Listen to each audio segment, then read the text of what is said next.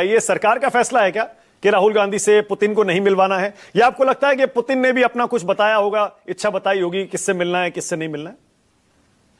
दोनों ही बातें हैं। मैं जनरल मोड से पूरी तरह सहमत हूं कि ये जो जिस तरह की छवि इससे निकल के आएगी कि देश में आपस में आप लड़ रहे हैं, आपस में आप ये तय नहीं कर पा रहे हैं कि कौन मिलेगा कौन नहीं मिलेगा, ये नौबत आनी नहीं चाहिए थी। और ये जिम्मेदारी सरकार की होती है कि सरकार बैठ करके विपक्ष के साथ बातचीत करे। इस तरह से आपस की जो फूट है वो जो मेहमान आ रहा है उसके सामने कम से कम ना आए, तो ये कोई बहुत अच्छा टेस्ट जो है उससे बहुत अच्छी छवि निकल के नहीं आ रही।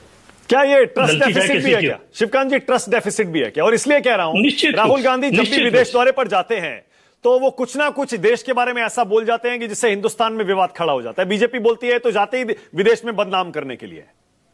निश्चित रूप से, और ये जिम्मेदारी मुझे लगता है विपक्ष के नेता की भी है कि उनको अपनी जुबान और जो जाकर के बाहर कहते हैं या देश के भीतर भी जो कहते हैं वो संभाल के रखनी चाहिए। और जिस तरह का शिष्टाचार बातचीत में होना चाहिए और खासकर विदेश नीति के मामले में जिस तरह का शिष्टाचार होना चाहिए वो बहुत पहले टूट चुका है, उसकी बुरी हालत है। तो इसको लेते हुए केवल उनकी शिकायत की बात मैं नहीं कर रहा, लेकिन कुल मिलाकर के जिम्मेदारी दोनों की है कि इस तरह की जो आपस की जो है मनमुटाव और इस तरह का लड़कपन जो है वो सामने ना आता तो अच्छा था। बहुत इतने बड़े देश के लिए शोभा नहीं देता है। बिल्कुल सही कह रहे हैं, बहुत बढ़िया। अतुल लोंढे पाटिल, अतुल भाई ये देखिए, एक्सपर्ट्स ने बड़ी संतुलित बात, हाँ बहुत संतुलित, सही बात की अतुल भाई।